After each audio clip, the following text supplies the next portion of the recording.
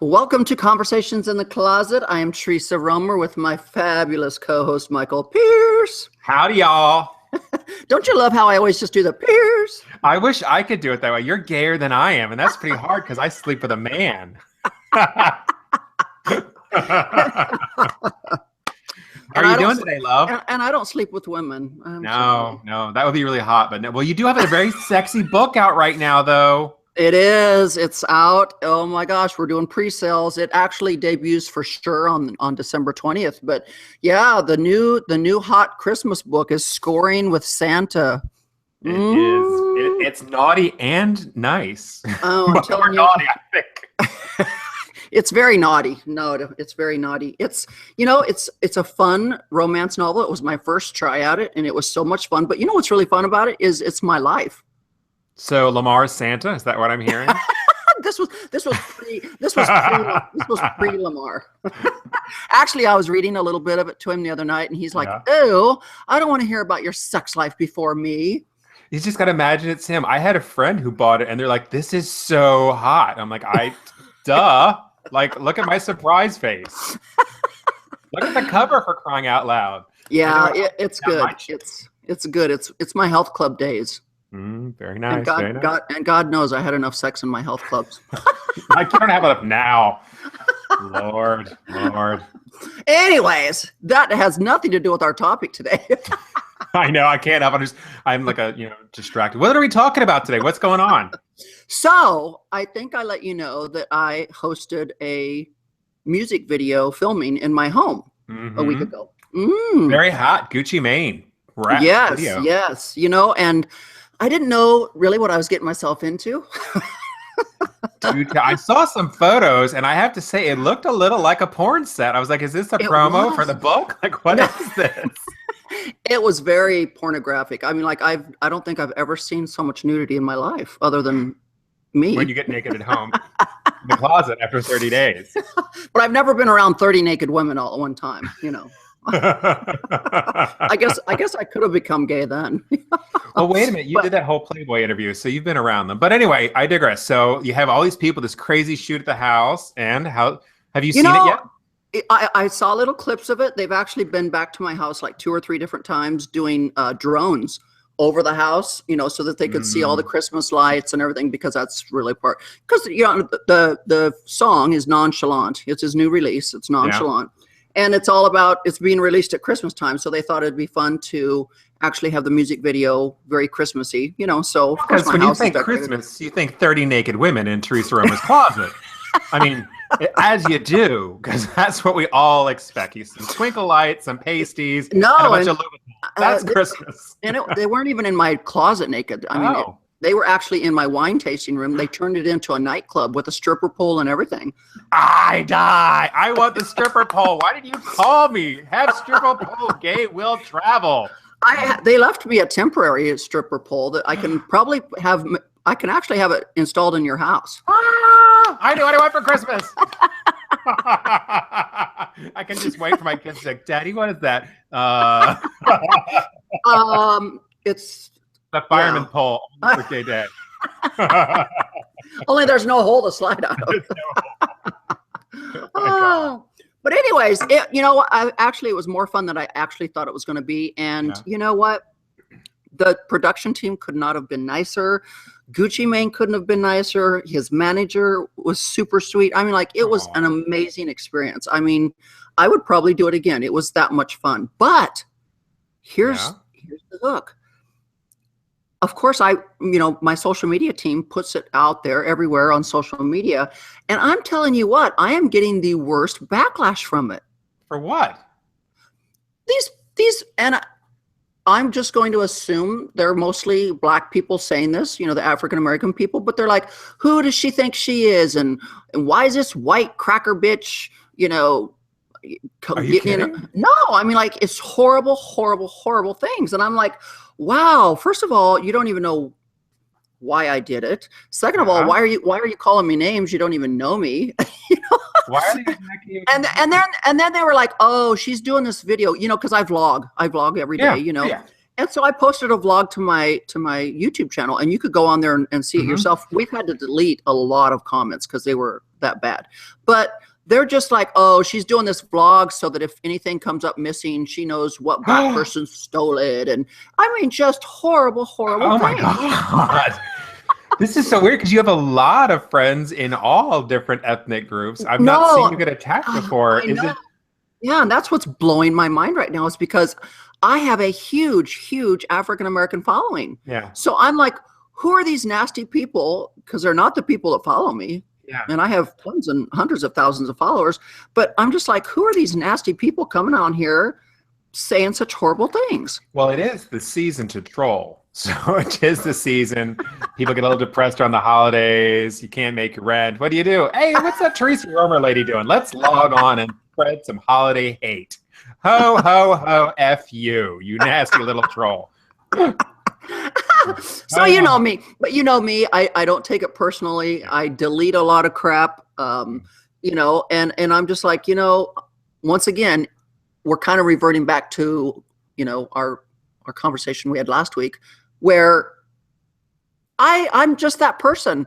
I just kind of laugh at these people and go, what a sad life you must have for you to just have to go on my YouTube channel and watch an amazing video and say such hateful things, you know?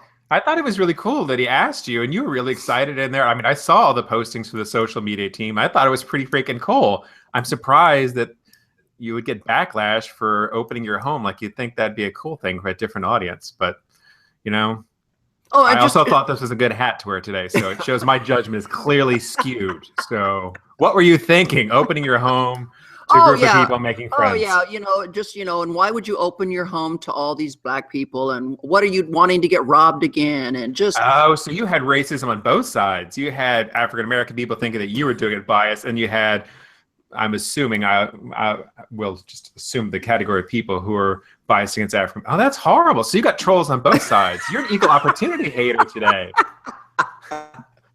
But like I said, I must be a sick person, maybe, I don't know, because I just look at these people and their comments and I laugh at them.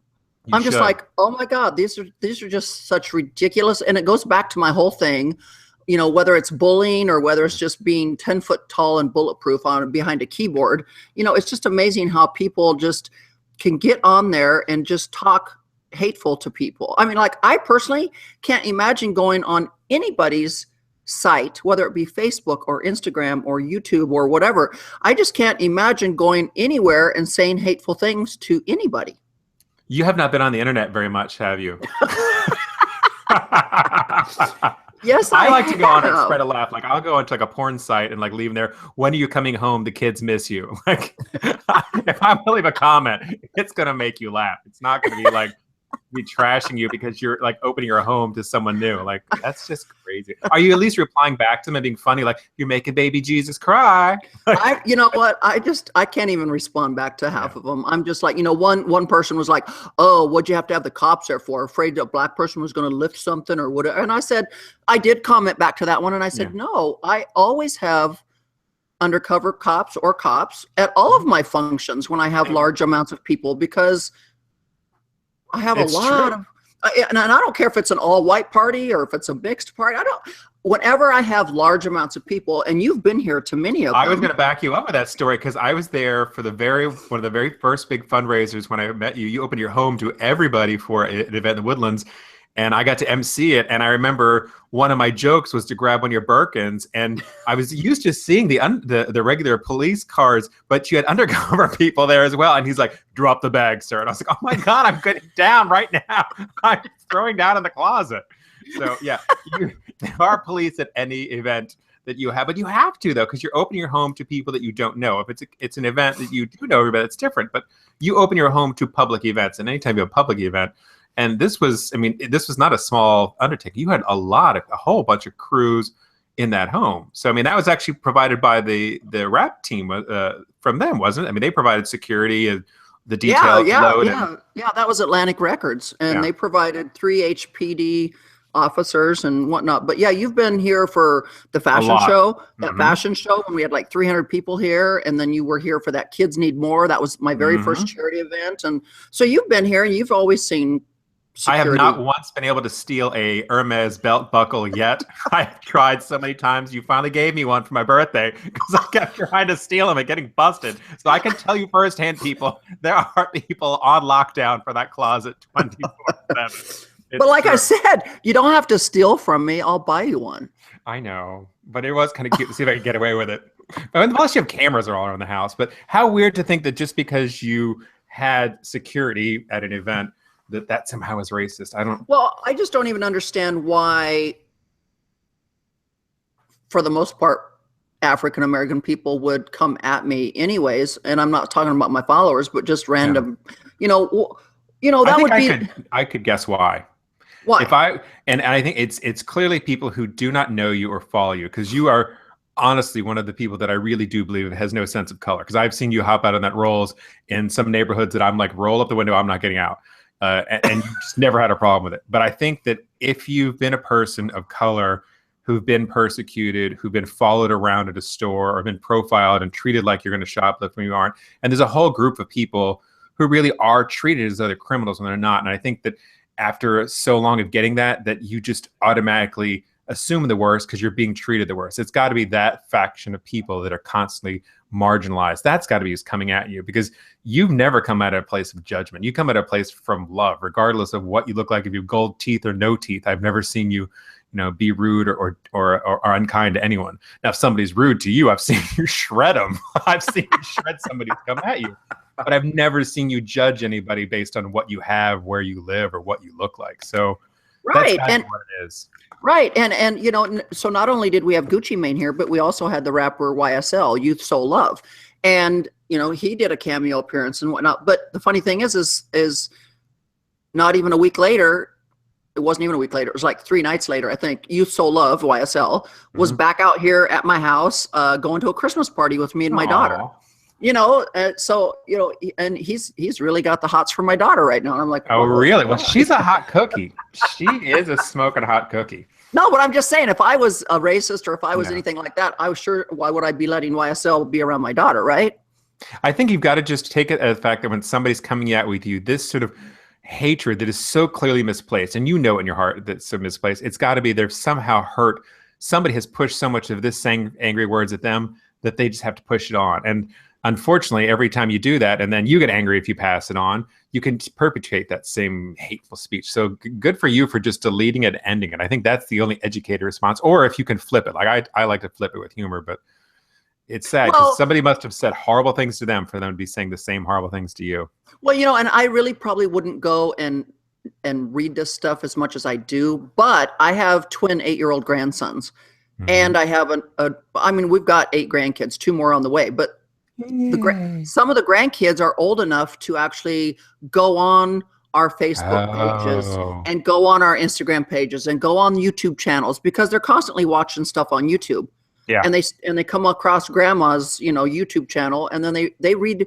So I have to protect my grandkids too from reading horrible stuff. So that's why I go and delete some of this stuff. It's not because it's hurting my feelings. I just don't want my grandchildren to be subject to reading that. And maybe I shouldn't protect them so much because someday I guess they're going to have to learn about all this also. But you don't want your grandkids reading hateful stuff aimed at you and try to explain to those grandkids, it's okay, honey, those people don't know me.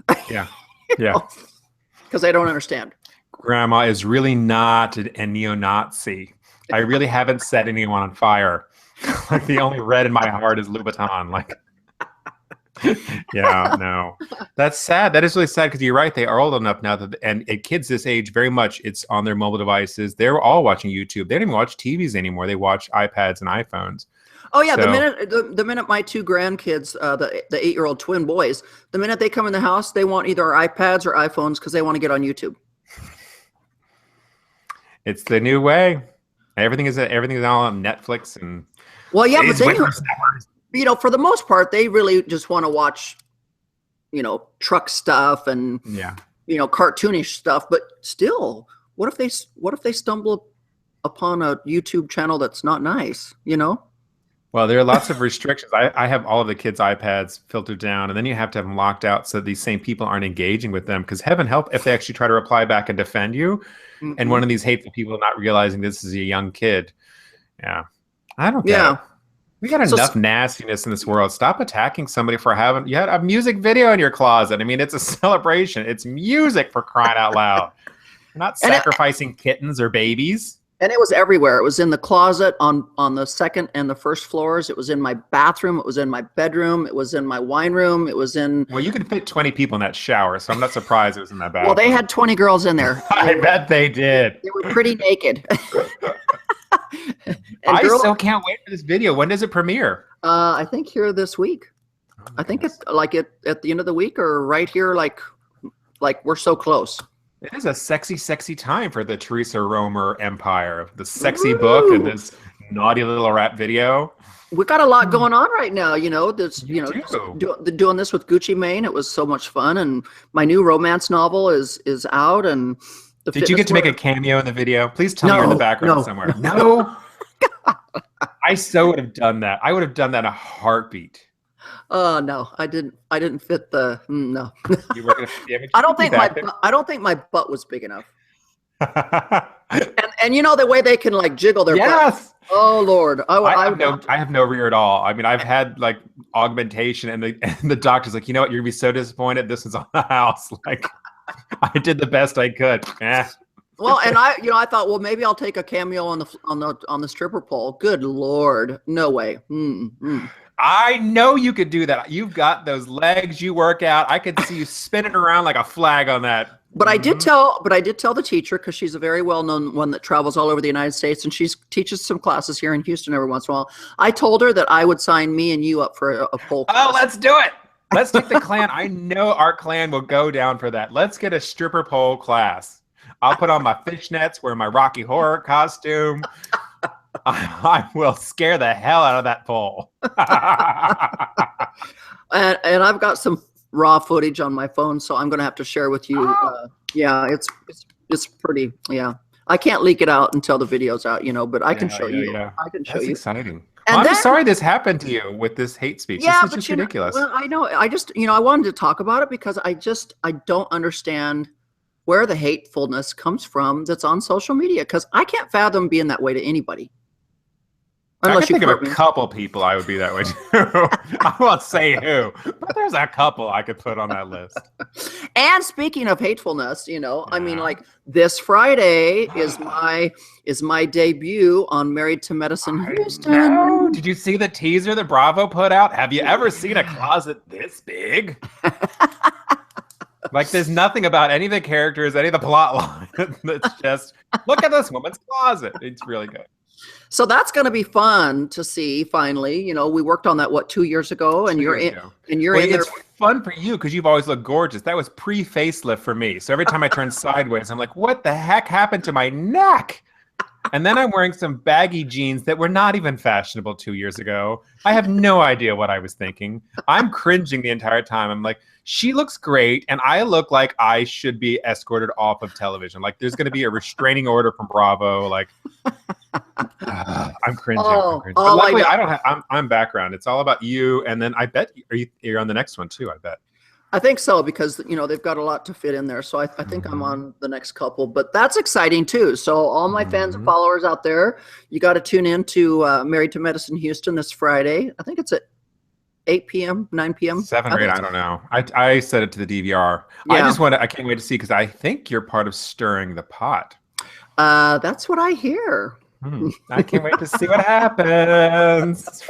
and I suppose maybe more haters will come out after that, right? I don't know. I love this show. I really, really like it. I'm in love with some of the characters that are on this show. I loved them before because we know them. We're friends with them, but right. It's just so damn cute. I love Ashanda and her boy and her husband. Her and Ricky are so damn cute. They are. I just want to hang out at their house. And then Rachel, I mean, she's fighting with Cindy, but I can't wait to see what you did. And I love Rachel's mom. I'm like, oh my God, yes. She should just have her own show. But yeah, it's yeah. So the saga continues, and the I don't know what you want to call it. But you're about to see some stuff come down between me and Miss Cindy Rose, so it'll be interesting. I bet it's gonna be love, hugs, and kisses. You think maybe she's the one writing all these comments on your YouTube? No, Cindy wouldn't do that. I can't see her. But that would be funny. Oh, but anyways, there's a lot going on in the Teresa Romer world. We've got some more stuff that's going to be happening. Can't talk about it right now, but it's in the works. It's exciting. And yeah, so Teresa Romer's alive and well and on fire. Very and we're busy. We're going into 2017 even bigger and better. So you guys need to be prepared to see it all come down the chute. And unfortunately, you know, Michael's there with me. You're stuck with him, people, until she gets a new gay. I don't want a new gay. I like my BFF just the way he is. I heart you. Everything that is said on YouTube, they're all lies. I'm going to go in to defend you with hugs and kisses and put pictures of puppies on every single one. That's what I do. Pictures of puppies and clowns every time there's a hateful comment. So I guess the takeaway here is, you know, just deal with it, turn the cheek, don't mind it, you know, just, you know, social media is what it is. You're never going to be able to change it, but just take it with a grain of salt and live your life the way you want to live it, right? Yeah, naked in a closet, dancing around with 20 of your friends in a rap video on TV, whatever it takes. But spread some love, drop the hate. Exactly. So with that said, guys, I hope you have all had a wonderful day today with us in our podcast, and I look forward to next week's. Make sure you're out there checking me out on social media everywhere: Facebook, Instagram, Twitter, Snapchat, Pinterest, and YouTube. Subscribe, and we will talk to you all next week.